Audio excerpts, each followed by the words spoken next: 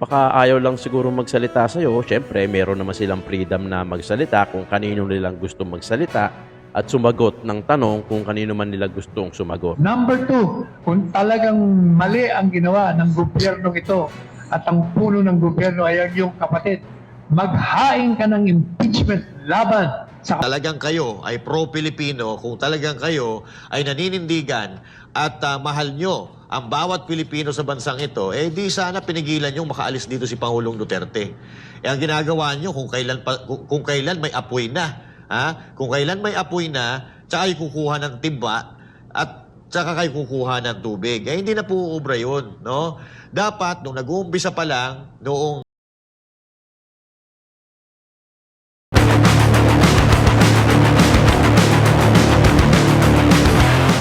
Alright, what's up mga kayon? Welcome back pa rin syempre dito lang sa Joe Malone TV para sa programa natin na Issue ng Bayan. Ating pag-usapan today is March 28, araw ng Friday. Uy, happy birthday, Tatay Digong! Woo!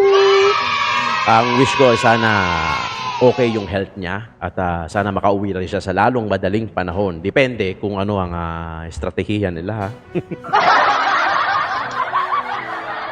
Alright, what's up mga kayon? Welcome back pa rin syempre dito lang sa Joe Malone TV para sa programa natin na Issue ng Bayan. Ating pag-usapan today is March 28, araw ng Friday dito sa Pilipinas. Yan ang magandang umaga, hapon, gabi sa inyong lahat.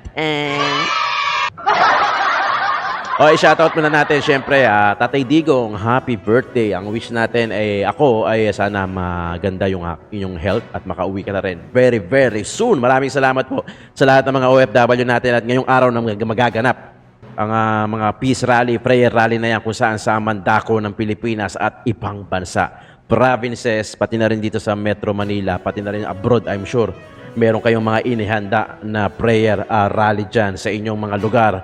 Paki-shoutout naman ang inyong lugar dito sa comment section natin. Shoutout sa lahat ng mga OFW natin na sumusuporta sa atin sa Joe Malone TV, pati na rin kay Tatay Digong. Pati na rin yung mga viewers natin. Mega love shoutout sa lokal sa Pilipinas, Luzon, Visayas, Mindanao. Maraming salamat po. Na-appreciate ko po yung pagtutok at pagkikinig dito sa programa natin. Sana hindi kayo mag-skip ng ads. At sana paki-like and share din yung video natin at paki-double check na rin kung nakasubscribe ka. Kung hindi naman, paki-subscribe na lang at paki-click yung bell icon tapos paki-click sa all. Maraming salamat sa lahat ng suporta ninyo sa Joe Malone TV, pati na rin kay Tatay Digong. Heto na, grabe. I-shoutout muna natin yung mga members natin: Lorna Tovera, Florina Dacumos, Queen O, Rose Enriquez, Mary Jane Tabuada, Dina Mahos Bongo, Ma'am Lorna, Danny Ubaldo, Lito Javier, Manix Sanko, at pati na rin si JU Production. Maraming salamat po. At kung nami-miss nyo yung mga Filipino food, mga street food dito, syempre, sa Pilipinas, pwedeng pakisubscribe nyo rin itong Tito Jom, Tito ng Ina Mo. Ito po yung food vlog natin. Yan, marami pong mga vlog dyan na about sa mga food. Tapos, pakisubscribe na lang, paabutin na natin to ng 100 para magkaroon tayo ng silver play button. At para naman doon sa mga kwentong Tito Talks, when Tito Talks, pakisubscribe na lang din mga kayon.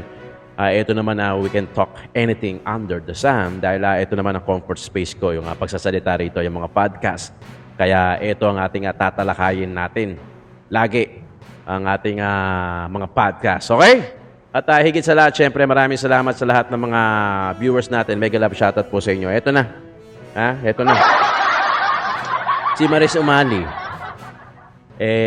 naabutan naman niya si Kitty Duterte at saka si Hanilet. Si Ma'am Hanilet. Ang problema, parang tikom ang bibig sa kanya nung tinatanong niya siguro. Panoorin natin. Hindi kasi natatawa ako Panoorin natin. Kinarma no? Si Hanilet at ang kanyang anak na si Kitty. Sila po ay pumunta dito. Medyo tikom po yung kanilang bibig kapag kinukumusta at tinatanong. Pero binanggit nila na... Di ba? Pinutol ko na doon. Actually, hindi tikom ang bibig nila. Yan Gustong-gusto na magsalita niyan.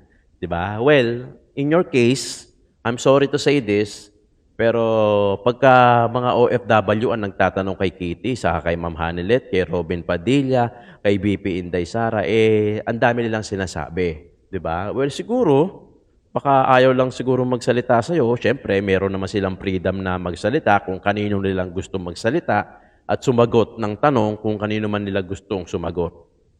freedom nila yon, di ba? Well, sa inyong case lang kasi, marami tayong naririnig dyan, di ba? Mga mainstream media daw, mga fake news, mga bias, pero marami din tayong naririnig sa mga vlogger na yung mga vlogger naman daw ang fake news. Di ba? Ganun lang, barilan na nangyayari, fake news. So, ano naman ako hindi ko ini-entertain yung fake news. Ayoko rin yan. Ayoko ng fake news. Kasi kung fake news yung mababalita ko, yung source ko, malamang fake news din yung maisasabi ko sa inyo at fake news din yung matututunan ninyo. 'Di ba? Kaya nga lagi tayong may disclaimer dito na ito ay opinion ko, ito ay aking reaction video lang sa reaction sa mga video na nakinalat natin dito, nasa inyo pa rin kung maniniwala kayo o hindi. Okay? 'Di ba? Hindi. Kasi kasalanan naman nila 'yon Yung mga mainstream media, kaya kung minsan, para silang ayaw sagutin, pag nagtatanong sila, parang ayaw sila entertainin, kasi kasalanan nyo din naman yan. Di ba? Hindi na, tandaan nyo yung inaasal ng mga tao na yan, product lang yan kung ano yung natutunan nila noon. Di ba? Marahil meron silang pangit na experience sa inyo, o kahit sino naman, sa mainstream media man o sa mga vlogger, malamang sa maalamang, pag nagkita kayo ulit, hindi na ka nasasagutin yan pagka nagtanong ka. Diba?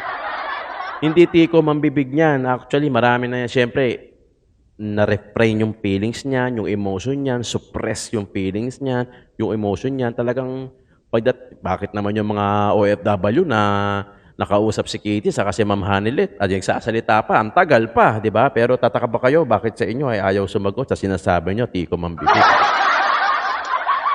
Kasalanan nyo din kasi yan Ayaw nyo pang aminin, kasalanan nyo din yan. Di ba? Kaya tuloy, tikong bibig tuloy yung mga iba.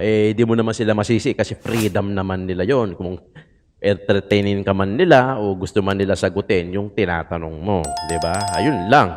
Di ba? O eto naman, Attorney Sal Panelo, merong maanghang hamon na sinabi kay Senator Amy Marcos. Sinabi niya na kung talagang, alam mo yun, kung gusto mo talagang, kung may punto ka, ikaw mag-impeach sa kapatid mo. Actually, may point naman si Atty. Sal, 'di ba? May point naman din si Senator Bongo na kung talagang 'di ba? Parang parang alam mo 'yon, kung talagang may concern kayo kay Tatay Digong, di sana noon pa. Tama nga naman, 'di ba? Na sana noon pa nung inaaresto pa lang nagsulputan na kayo. Hindi yung kung kailan parang wala na tayong magagawa na mapauwi si Tatay Digong, doon nagsusulputan yung mga concern bigla kay Tatay Digong. Bakit? Kasi nakita nyo na naglalabasan na yung mga tao sa kalye. Partida, wala pa tayo sa sa exciting part, di ba? Na yung mga OFW handang mag-zero remittance, di ba? Para pakitang suporta kay Tatay Digong, di ba? Handang gawin ng karamihan ng mga Pilipino na naniniwala, nagmamahal kay Tatay Digong, nagpapakita ng suporta kay Tatay Digong, kaya nilang gawin lahat. Lumabas sa kalye, i-zero remittance ka man, hindi man kayo suportahan, magalit man sa inyo, kayang-kaya nilang gawin. Bakit? Hindi ko alam, di ba? Pero ako kasi naniniwala ako kay Tatay Digong. And I'm sure, pare-parehas lang tayo ng dahilan. Di ba? Kaya yung iba nasa kalye, yung iba nasa screen ninyo, nagtatanggol kay Tatay Digong, nagbibigay ng reaction kay Tatay Digong. Yung iba nandoon sa OFW, nasa ibang bansa, nagkakaroon sila ng mga grupo-grupo, mga rally prayer, rally peace, rally. Kasi iisa lang ang goal, iisa lang ang common denominator natin. Mahal natin si Tatay Digong at sinusuportahan natin mismo si Tatay Digong. Ganun lang kasimple. Huwag na natin gawing pang komplikado, di ba? Kaya nga lumabas yan Gaya ng lagi kong sinasabi rito sa programa natin, kung masama ang isang tao, ni isa walang lalabas tapos ipagkakasigawan pa ang pangalan mo. Di ba? Ngayon, maraming rally na nagaganap ngayong araw na to kasi birthday ni Tatay Digong. Okay? Iba't iba yan. Marami kang mapapanood ngayon na live kung saan-saan nagsusulputan. Hindi ko na, sa sobrang dami, hindi ko makakabisado kasi yung wave of information, may interchange ko lang sa sobrang dami. Pero I'm sure nakita nyo na kung saan yung lugar nyo, meron dyan. Sa mga probinsya, sa Davao, lalo-lalo na, sa OFW, yung mga lugar nyo dyan, alam ko, di ba, merong rally na magaganap ngayon dyan sa inyo. Di ba? Kasi lahat tayo, isa lang ang common denominator natin. Mahal natin si Tatay Digong at pinapakita natin through this yung suporta at pagmamahal natin. Okay? Panoorin natin si Atty. Sal. Dora, kung gusto mo akong maniwala sa'yo, yung ginagawa mo, demanda mo. Ikaw mismo magdemanda ka dun sa mga pulis na lumabag na batas. Number 1. Number 2, kung talagang mali ang ginawa ng gobyernong ito at ang puno ng gobyerno ay ang iyong kapatid, maghain ka ng impeachment laban sa kapatid mo kapagkat yan ay culpable violation of the Constitution. O yun, ang hamon ko sa kanya. Oh. Di ba? Yun na nga. Ako nagpapasalamat ako kasi nagpapasalamat ako kay Senator Amy kasi nagkaroon ng hearing. Pero it doesn't mean na maniniwala na ako. Okay? Nagpapasalamat ako kasi gumawa siya ng effort, nag-exert siya ng effort. Pero it doesn't mean na ang suporta ko nandoon. Not unless siguro may gagawin siyang kakaiba gaya ng hamon sa kanya ni Atty. Sal Panelo. Yun. Baka mapaniwala pa yung mga nagmamahal kay Tatay Digong, yung mga supporters. Hindi ko sinasabing gawin niya o hindi pero sa akin palagay lang yun. Opinion ko lang to, ganun din yung opinion ni Atty. Sal na sinasabi nila, di ba? At I'm sure ganun din ang opinion nito mga nanonood sa akin. Kasi talagang iisa lang naman kaming nito di ba? Iisa lang naman ang common denominator namin itong mga to. Kung talagang ano nga siya, kung gusto niya mapabilib tayo, ayun, ang hamon sa kanya ni Atty. Sal. Ang tanong, gagawin ba niya? Di ba? Handa ba siyang tablahin yung kapatid niya? O nawala na siya doon sa team alyansa, tignan natin kung hanggang saan yung aabot yung ginagawa nila. Okay? Panoorin natin to, SMNI naman. Kung talagang kayo ay pro-Pilipino, kung talagang kayo ay naninindigan at mahal nyo ang bawat Pilipino sa bansang ito, di sana pinigilan nyo makaalis dito si Pangulong Duterte. Ang ginagawa nyo kung kailan may apoy na, kung kailan may apoy na, tsaka kayo kukuha ng timba at tsaka kayo kukuha ng tubig. Hindi na po uubra yun, no? Dapat, nung nag-uumpisa pa lang, noong binabanatan pa lang, binabasag ang mga Duterte, di sana noon sumausaw ka na. Hindi katulad ngayon na yung mga tao nagpapakita ng suporta sa mga Duterte at dahil medyo nawawalan na ng amor ang mga tao, ang mga Pilipino, hindi man lahat, majority ng mga Pilipino dyan sa alyansa ng kapatid mo, tsaka ka naman kakalas. Bakit? Kasi alam mo na yung alyansa ng kapatid mo, wala nang patutunguhan yan. Baka hindi lang dalawa, hindi lang tatlo ang kumalas dyan. Iba po yung magkakaisa kayo para hindi mag-away-away, pero yung iba yung kakainin mo, yung pinaglalaban mo at hindi mo na itutuloy dahil sa yung political ambition. Ito ay kung ikaw man ay dilaw, pinapatunayan mo na yung talagang yung inyong partido, kung sakali lang wala ako sinasabing sila'y aalyansa na ron. Pero partner, kung totoo yan, pinapatunayan nyo na wala na kayong kakayanan dito sa politika. Dahil kinain nyo na, sukan ninyo Galit na galit kayo dyan sa partidong yan. Diba? Naalala ko yung sinabi dati na sinusuportahan natin. Na sabi niya, huwag kayong maniwala na may totoong away ang pula at dilaw. Lahat yan pare-pareha silang nakikinabang. Lumalabas ngayon, totoo. Totoo. At kung yung pula naman, partner, tatanggapin naman to kukuhanin tong dilaw. Nako. Wala talaga. Vice versa. Wala para silang kain suka. Kumita na yan Oo, yung style ng ganyan. Sa talagang, anong aasahan mo sa mga senator na ipaglalaban yung inyong advokasya? Kung yung sinusuka nyo dati, ay tatanggapin nyo. Yan. Diba? So wala na kayong credibility. Suka tayo na yan. at credibility patungkol dito. So, kalma-kalma lang kayo dyan Pero ako, hindi yun ang importante, partner. Ang sa akin, gusto kong i-address itong sitwasyon na mag-aalisan. At bago pa nga nangyari ito, na-i-vlog ko na ito. O doon sa mga hindi pa nakaka-subscribe sa channel ko, na-i-vlog ko na ito. May 2 aalis. Oy. Kung nagkatotoo, di totoo. Di ba? Na-vlog ko na to mga 3 days ago. Eh kung hindi nagkatotoo, eh di ba ka nagbago isip? Pero parang ano no? Eh nagbago isip. Parang ang magkakatotoo. Totoo diba? yan. Oo. At mayroon pang mga kasunod. Oo. Ngayon, kayo dyan sa Team Bangag, Yan na. kung sa tingin ninyo ay illegal ang pagkaka-aresto kay Tatay Digong, bakit nandiyan pa kayo? Yes. Asa ng inyong kredibilidad? Asa ng inyong B? At hindi kayo kumalas dyan at manindigan kayo na mali ang nangyayari na ngayon. Yes. Diba? Pero karapatan nyo yan. Kung gusto nyo magpaka-plastic dyan dahil may napapala kayo pag nandyan kayo sa kampo ni Marcos, siyempre nga naman, makinarya yan di ba? Pero hindi naman lahat. May iba dyan, pabor sa pagkaka-aresto kay Tatay Digong. Mas nauunawaan ko pa yan. Pero yung mga hindi pabor sa pagkaka-aresto kay Tatay Digong at sinasabi illegal yung pagkaka-aresto kay Tatay Digong, lumayas ka na dyan. Oo. Diba? Wala kang paninindigan kung nandiyan ka pa sa team na yan. No? Yes. Pero palagay ko, meron pa. Meron pang may alis pa. may mga alis pa dyan, Oo. partner. Abangan natin. Basta ang focus natin kung paano may babalik si Pangulong Duterte dito sa Pilipinas. Ito lang kasi yan, ganito lang kasimple.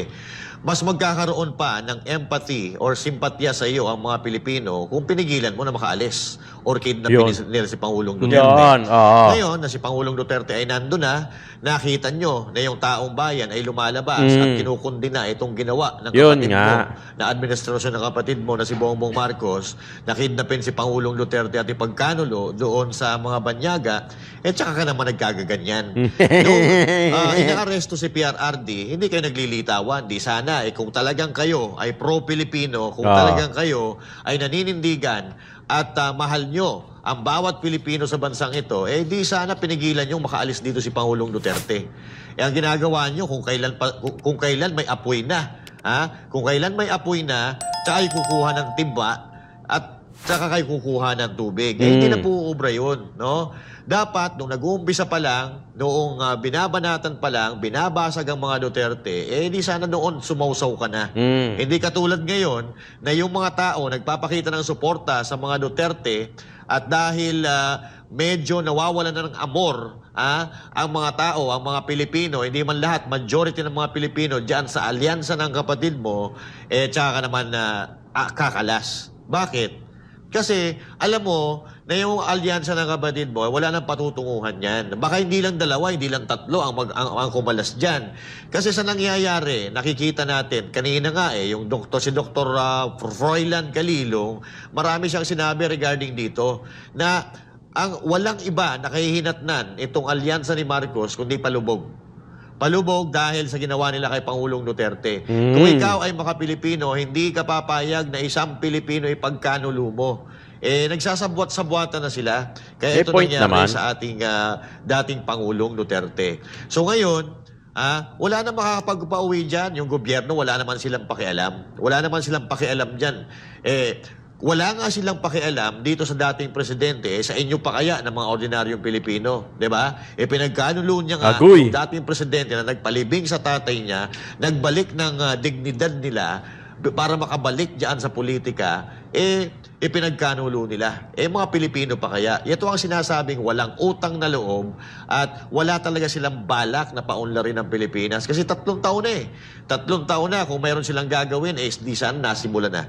Pero wala tayong nakikita. Dahil ang gusto nila, kung papaano lang sila magpapabanjing-banjing, kung papaano sila mananatili sa kapangyarihan, samantalang yung mga Pilipino at yung ating mga nasa laylayan na mga kababayan ay pinababayaan lang maghirap at abusuhin ng mga adik, mga kriminal and all that. So, nakakalungkot lang. Kasi yung mga politiko natin dito, gumagalaw sila pag nangyari na. Parang walang prevention Kung nag-prevent lang sana kayo na hindi madala sa dahig si Pangulong Duterte, baka maniwala pa kami sa inyo. Pero ganyan, Huwag nyo na kaming lokohin. Napamumulitika ninyo dahil wala nang sumusuporta sa alyansa. Yung mga rally-rally ninyo, wala na kayong nakukuhan tao, tapos kakalas kayo. Wala na. Walang kwenta yung mga pagkalas-kalas ninyo yan, pagbaklas dyan sa alyansa ng kapatid mo, kung wala naman kayong nagawa para mailigtas ang buhay ng aming dating magaling na Pangulo, Rodrigo Roa Duterte. Tapos, partner. ang usapan, di ba? Partner, dugtungan ko yung sinabi Sige. mo, no? Kasi very important tayo po ngayon ay nasa gitna ng laban na makikonsider ko na ito talaga ay merong pang-aapi at pang-aabusong nangyayari dito sa ating bayan. At maraming tatanaw-tanaw, partner. Oo. No? Wag naman sana kayong tanaw kayo ng tanaw kung kailan ng panalo, saka kayo lilitaw. Yan. Kasi pag panalo na, hindi na namin kayo kailangan. Panalo na eh. Panalo na. Saka kayo eepal. Oo. Saka kayo susulpot. Ayan. O, di ba? Tapos bida-bida kayo. Yan. Nung nagkakagipitan, Kakagulo. nakatago kayo.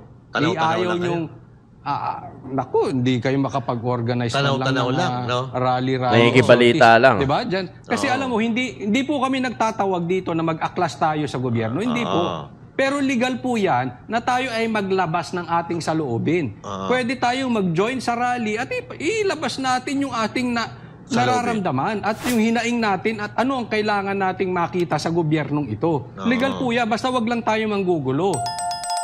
Di ba? Tama naman si Coach Eleron. Hindi naman tayo naghihikayat na mag-aklas. Ano yan eh? Hindi magkakasundo lalo yung gobyerno dyan sa ganyang klaseng, yung alam mo yun, yung aklas, yung people power na yan. Dapat pag-isipan na lang nilang maigi. Di ba? Pag-isipan nilang maigi kung paano, ang daming problema ng Pilipinas na dapat asikasuhin tulad na lang na nababanggit natin, yung pagtaas ng bilihin, yung gasolina, kuryente, tubig, yung mga pamalengke, yung mga meat, ang daming nagtataasan. Sana yun na lang. Yung sa PhilHealth, sana yun na lang yung mas inaasikaso. Yun na lang sana yung mas inaatupag. Yun sana yung mas pinag-uusapan. Can you just imagine, yun ang pinag-uusapan natin halimbawa. Grabe yung bigas ngayon, sobrang baba. 'Di ba? To the point na yung 500 ko dati, 10 kilo lang yung nabibili ko dahil 50 plus.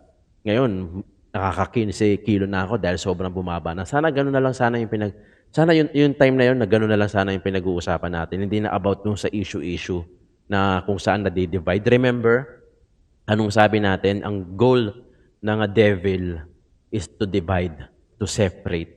'Di ba? Yung mga mag-asawa, ang pinapain pera, nagdi-divide, o kaya yung third party, dinidivide.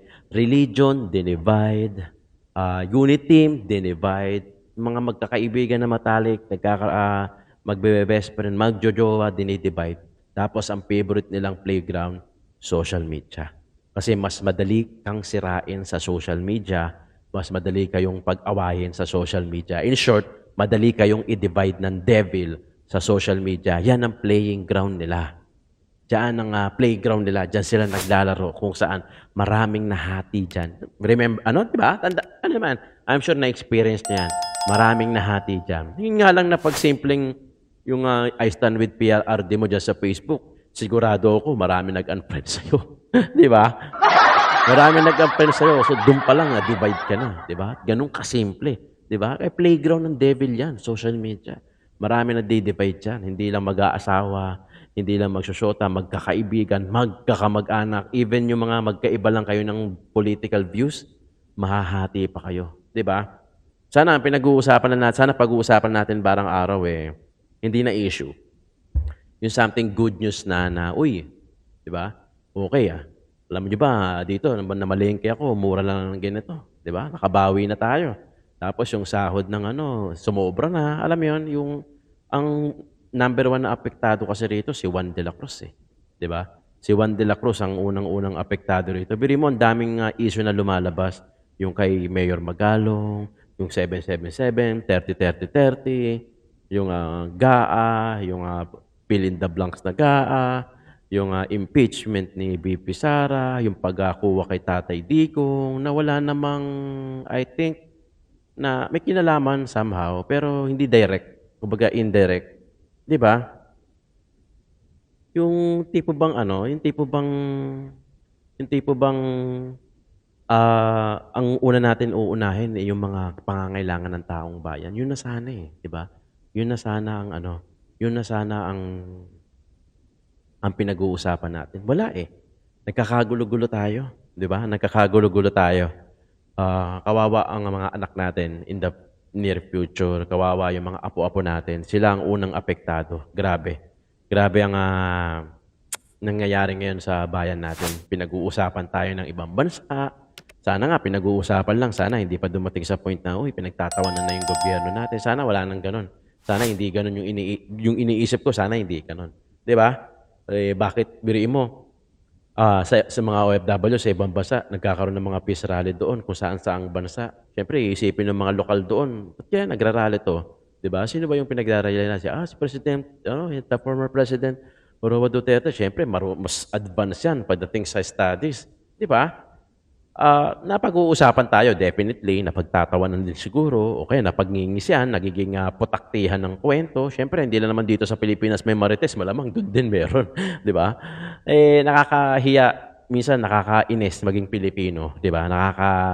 Ang parang hirap ipatunayan, no? Parang medyo nagkakagulo na tayo. Pero I'm sure naman, ito, ang ano lang nito, dasal lang talaga eh. Ang solusyon lang dito, dasal lang talaga na sana balang araw, makaranas naman tayo ng, alam mo yun, ng ginhawa sa Pilipinas. Kasi yun naman talagang dapat gawin din ng mga gobyerno natin, yung mga niluklok natin dyan, yung mga hinala natin. Sila dapat din kasi yung mga kikilos, hindi maging balat sibuyas, na hindi tayo iintindihin, bagkos magtatrabaho sila, papatunayan nila na niluklok nyo ko rito and it's time to serve you well. Kumbaga tayo yung pagsisilbihan naman nila at yung pangangailangan natin ang una nilang tutugunan. Alright, mga kayon, maraming salamat sa pakikinig. Joe Malone TV po para Issue ng Bayan, ating pag-usapan. God bless po.